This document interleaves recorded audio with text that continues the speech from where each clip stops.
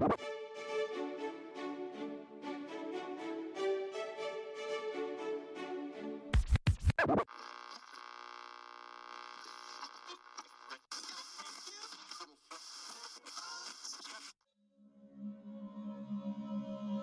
steal the waves in the air and we never give them back. Lofi Poli Sci podcast coming at you. Michael Pickering here, talking what's going on in the world today. And we got a full lineup for you people. We got that Lo-Fi Global for you. We got that Metro New Orleans weather. We got the box office. We got some connecting the dots, the music, the trivia. We got story time. Oh yeah. So just sit back for the next little bit and breathe. Let's go with that Lo-Fi Global fresh off that press. First up, let's travel to Sri Lanka.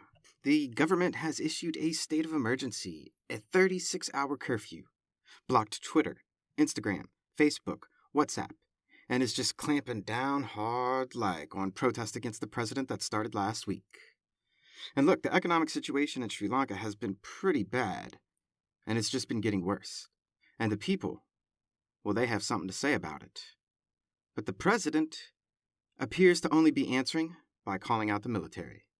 And this is serious, people. We'll keep a close eye on things in Sri Lanka, and you let us know if you hear something first, for sure. Now, let's head on over to Pakistan, where we just talked about this on Friday, and how the Prime Minister was going to face a vote of no confidence to potentially remove him from office on Monday, today. Well, on Sunday, Parliament's Deputy Speaker ruled that the motion for a vote of no confidence against the Prime Minister was unconstitutional. And then the Prime Minister Khan, dissolves Parliament and is calling for new nationwide elections sometime in the next 3 months. I mean, wow. This is the exact opposite of what was looking like was going to happen.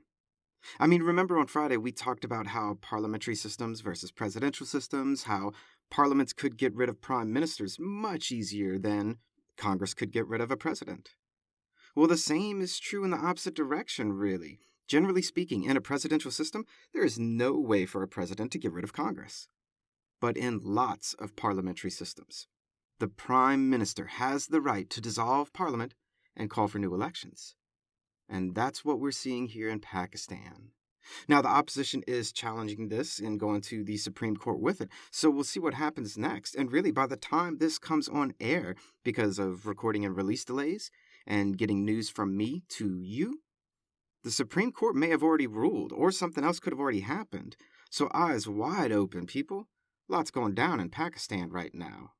All right, let's switch gears a bit with this next one and check out what's going on with Hungary and their Prime Minister Orban. So, spoiler alert, one of my many bias right here. I'm going to tell you right now that I'm not going to go into it all the way, but Hungary's Prime Minister Viktor Orban, oh, breathe. Well, let's just say he's not good for democracy, and he's been leading Hungary away from the European Union and consistently engaging in deliberate democratic backsliding since he's been in power. But I'll leave it there. But Hungary is having /had, because I record on Sunday, so when you hear this, it'll be Monday. But Hungary is having nationwide parliamentary elections right now. And 6 different political parties have united to form a coalition called United for Hungary in an effort to take power away from the Prime Minister and his party. This is the biggest challenge we've seen to Orban's rule yet, and has major implications for the future direction of Hungary. And like I said, I don't want to go too deep into this just yet. I want to wait and see what happens. But eyes open on Hungary, people. And next up, to China we go for a brief story, but what could develop into something much larger very soon. So if you didn't know, cryptocurrency is illegal in China, but NFTs, non-fungible tokens, are not. Now, I'm not going to get into either of these really. That's perhaps a future connecting the dots on the relevance of crypto versus NFTs, perhaps. But what I am going to talk about is just a little bit from this story. It's WeChat, a messaging app on China, has just banned some, or suspended, some accounts for violating some regulations on NFTs. And the reasoning is not very detailed. Market speculation regulations is really what we're seeing mostly right now. But it is curious. And I will be keeping an eye out on this one to see where it goes in the future of NFTs in China. And a last bit of that Lo-Fi Global, for the minute at least, and really not much more than a headline here either, people, because this truly is a fragile headline. The civil war in Yemen. The two sides have called a 2-month truce. This civil war has been going on since 2015, 7 years now. Let's watch this 2-month truce, and may peace come to the people in Yemen. Now let's go ahead and switch gears again and get you that 5-day Metro New Orleans weather and the weekend box office report. Everyone always wants to know, is it cloudy? With a chance of meatballs. We got you covered, New Orleans. This week, Monday through Wednesday, highs are in the 80s, getting steamy. Lows in the mid to upper 60s, so still nice at night. Monday, meatballs at around 55%, but Tuesday, most certainly cloudy, with a chance of meatballs at 97% and could be big rainy meatballs. So bring your meatball repellent umbrellas out with you on Tuesday. Wednesday, 23% chance of meatballs and a high of 87. Damn, starting to really get warm in here. Thursday and Friday, though, beautiful days with little chance of meatballs and temps ranging from at night in the 50s to daytime in the 70s. I can deal with that. And that's your 5-day weather, NOLA. But always remember, it is New Orleans. It could rain any day and every day. Don't forget to look outside before you walk outside. It's what I like to say. Now, how about that weekend box office report?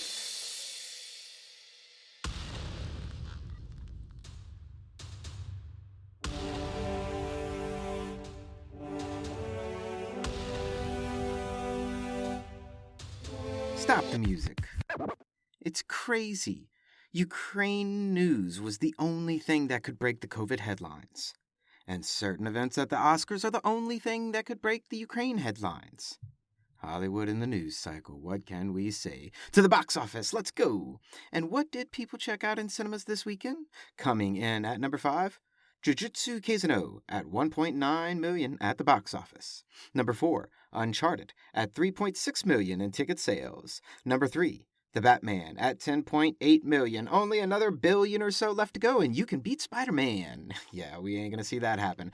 Number 2, The Lost City at $14.8 million. And number 1, its opening weekend, Morbius at $39 million. And did you check out movies this weekend? What'd you go see? How was it? Record a quick review. Send it on in. We'll play it on air. And have you seen anything new/good streaming lately? Hit us up. We're looking for a new show to binge. All right, enough. Cue the music. It's time for that deep dive in Connecting the Dots. Connecting the Dots, we go into one global news story, dig into the heart of it all, and then tell you why it all matters. Today we're talking about what makes a country a country. And yes, the wider implications are, do we have 1 or 2 new countries in eastern Ukraine? We'll get to that in a bit. But let's start off with a brief background to set up our conversation, to inform us about what's really going on in the world today. So what does make a country a country?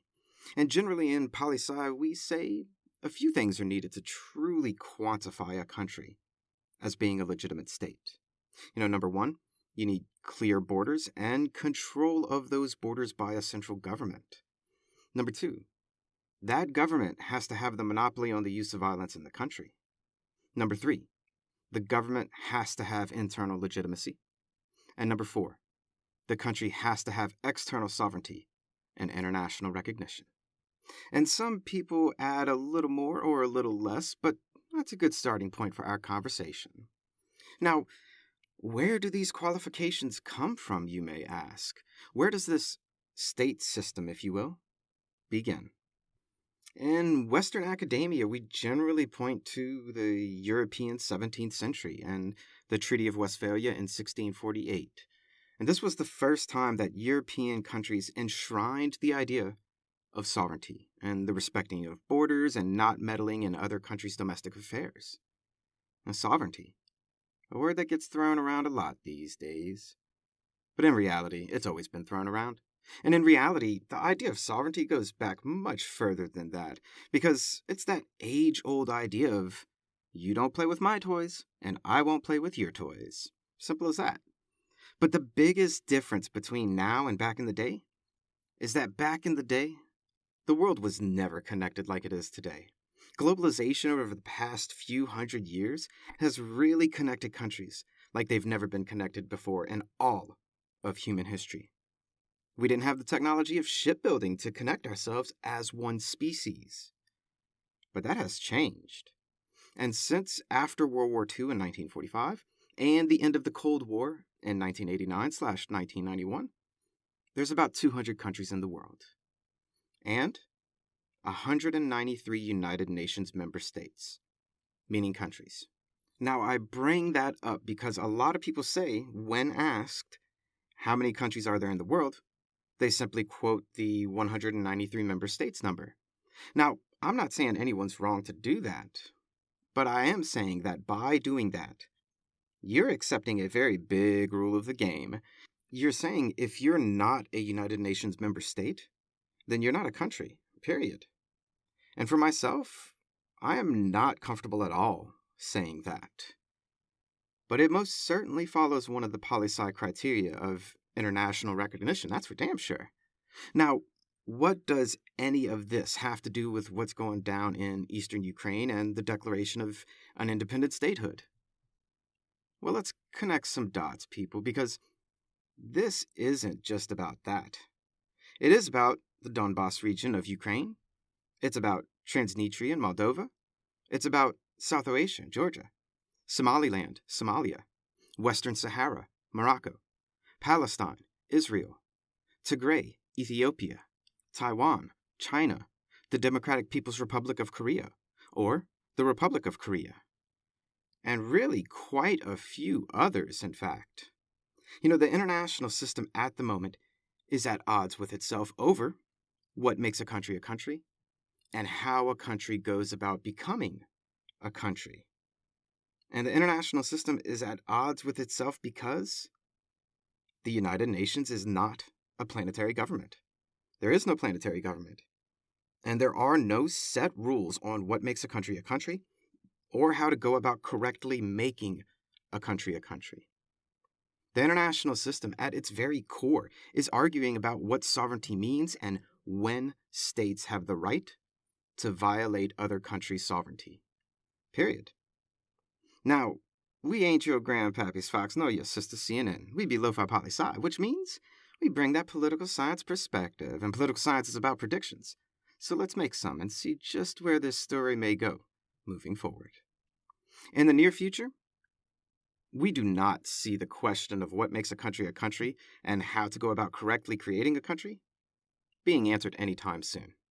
Because there isn't one set rule of the game that everyone plays by. Simple as that. And even if there were, that doesn't mean that everyone would still even play by those rules. Now, that being said, asking like you always do, and like I always like to hear, so what? These are worlds away. Why should we even care? And the quick answer you already know. I give it to you every time.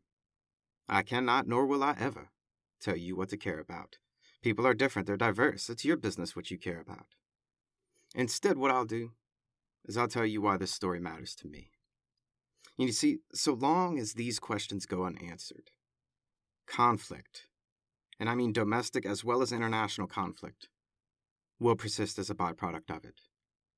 From what seems like such a simple theoretical or philosophical or poli-sci question, so long as this question goes unanswered, people will literally lose their lives because of it. Transnistria, South Oasia, Somaliland, Western Sahara, Palestine, Tigray, and even more names that we're not familiar with. These places may seem like far-off distant lands, but it's not 1648 anymore. The world is connected like never before, and we are connected like never before. And we are dying all over the world because we can't answer a question. And that, my friends, is connecting the dots about what makes a country a country. Give it a thought, and we'll be back in just a minute.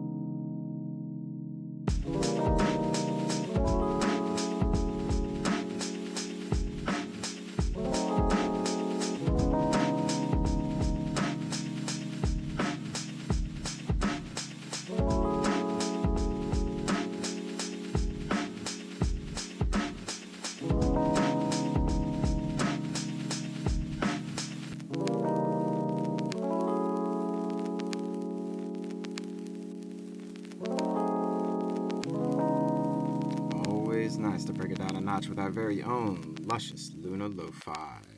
Now let's go ahead and jump straight into that Lo-Fi Global Trivia. We'll be coming at you with 5 fast-paced global trivia questions and give you 5 seconds to think of the answer.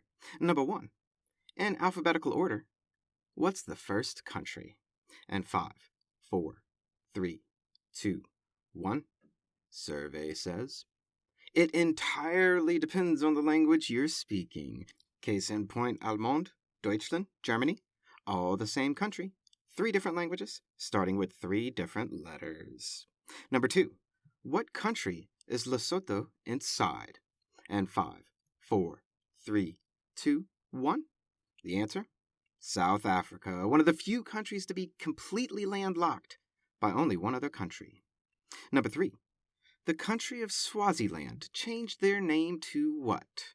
And 5, 4, 3, 2, 1. Eswatini, a country that is landlocked by only 2 other countries, South Africa and Mozambique. Number 4, the country formerly known as Burma, or currently known as Burma depending on your own point of view, is now known by what name? And 5, 4, 3, 2, 1. Myanmar is our answer. And a last one for you, though, but a riddle, if you will. I have lakes with no water, mountains with no stone, and cities with no buildings. What am I? I'll give it to you again. I have lakes with no water, mountains with no stones, and cities with no buildings. What am I? And 5, 4, 3, 2, 1. I have lakes with no waters, and mountains with no stone, and cities with no buildings. What am I? I'm a map. And that's Lo-Fi Global Trivia for you for the week. Right, and let us know what you got right, or even better, what we got wrong. All right, let's tune the music in, and then turn it down. It's Lo-Fi Storytime with Pickering. Each story time, I'm going to give you a piece of me, a story of my life. For today, I want to tell you a story about my first year in college. Now, I know you may be saying, well, haven't we already heard this story? Slept on a couch, worked in a ranch, yada yada, blah blah. Well, that was, as a matter of fact, that was my first year away from home in university, which was not my first year in college. For this story, we turned the dial back 2 years before the couch and the ranch, and we traveled back home, where I was born on the bayou. Now, if you're thinking this story starts when I was 18, it most certainly does not. My senior year of high school was... well, it was... I don't know. Regardless, I'm not going into it. Maybe another Lo-Fi story time, maybe never a Lo-Fi story time. Regardless, because of what happened after what happened, I didn't go to college right away after high school. I worked, I lived, and that was it. It wasn't until 2 years later that I decided I would go to college. I was 20 by then, about to be 21. And for many, that's really the age you're getting close to finishing it all, right? You know, you're almost done undergraduate. For me, I was just about to get started, and I've always kind of had my own way of doing things. Go figure. But at the time, I was working 2 jobs. One at a pizza and laser tag place, and yes, and my second, I was an assistant manager at a movie theater. And I'd spend my days running back and forth between jobs, cooking pizzas, fixing laser tag vests, selling movie tickets and concessions, and fixing movie projectors. I'd work about 50 to 60 hours a week, and the rest of the time was almost entirely spent with my friends. Now, the interesting thing is that none of us were in college. We were all 18 to 25, just working and living, and lots of my friends were actually mechanics. And there were at least 5 of us who all had 1980s hatchback Fox body Mustangs. We'd spend a lot of time hanging out fixing cars, because no, I'm not so old to where I just turned 18 in the 1980s. No, don't even think that. All right. We still don't know how old I am. I don't know how old I am. Who knows such questions? And yes, just imagine me, though, underneath a car working on brakes or changing oil or any other number of car stuff things. It was a sight to behold. But finally, the summer that I was 20, so 2 years after high school, I got a lot of push from my friends to start university. So I signed up for one class at a small state college in a town next to us, or as we'd say, up the bayou. I scheduled English 101, grammar and writing. And I chose that one because English at the time was my weakest subject, and I just wanted to ease into college little by little and start with being able to focus on my worst subject. And spoiler alert, I made a C in it. Now, not the point though, but I thought I would tell you anyway. But I remember going to orientation and scheduling and meeting up with, just by chance, with two people that I knew that were just starting as well. My first college friends, really, who I played lots of Halo 2 and Mortal Kombat with in the future, that was for sure, but I digress. I remember checking online for the cost of taking one class, 3 credit hours. It was $500. So I brought 530 thinking that'd be enough. So we're at orientation, we're at scheduling, and I go on my own way, do my own thing. I was $2 and some change short of the cost. It was $532 something. So I was running around frantically asking people for $3 so I could just be done, having paid for everything for my first semester in college. And one of those two friends, they helped me out.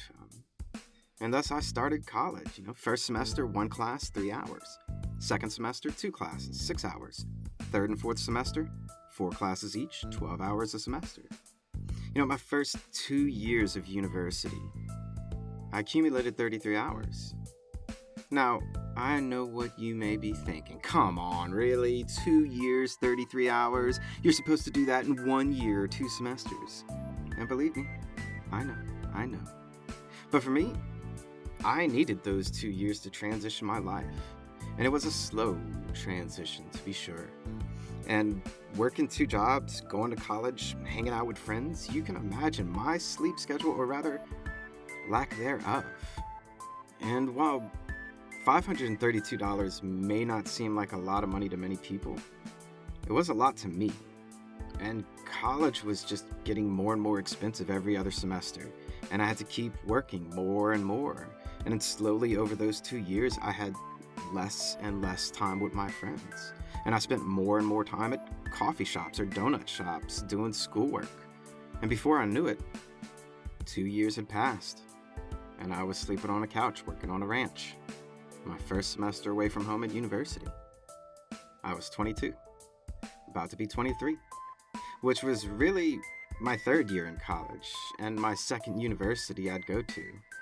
And to answer your question, the answer is 4. You know it. I had a most untraditional start of university, and along the way, it never got normal. It just got weirder and weirder. But something I have come to realize is that no one really has a traditional university experience. We just have our own experience.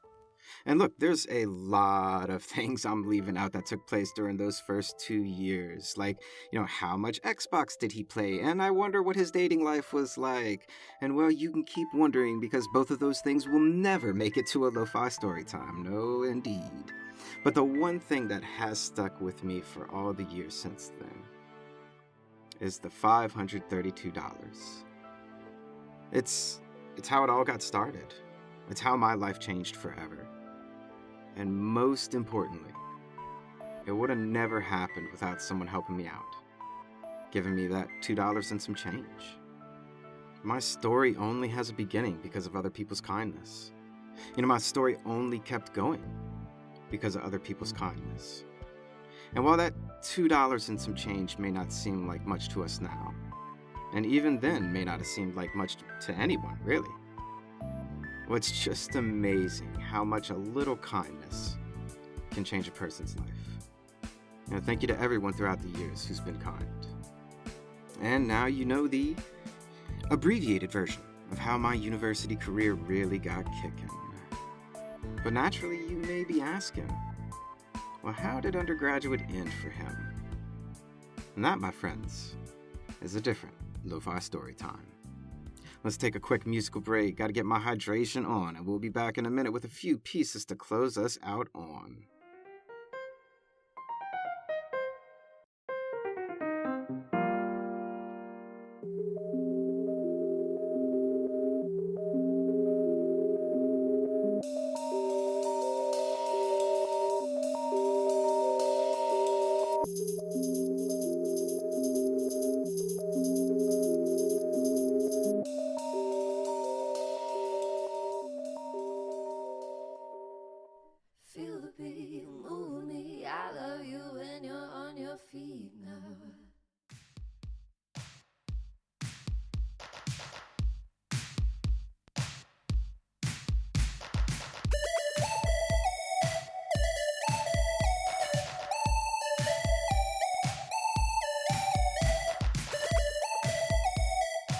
Yes, indeed, people feel the beat. I love it when you're on your feet now. We're back with the last couple pieces of news to send you on your way for the day. Sending us out with some not-so-heavy headlines. 3 quickies for you.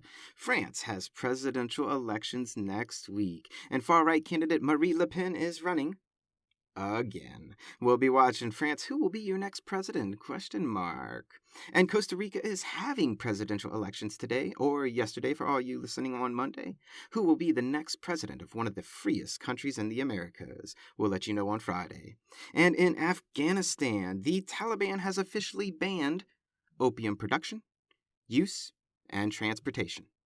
Write in, Lo-Fi listeners. Are you surprised the Taliban has a problem with heroin?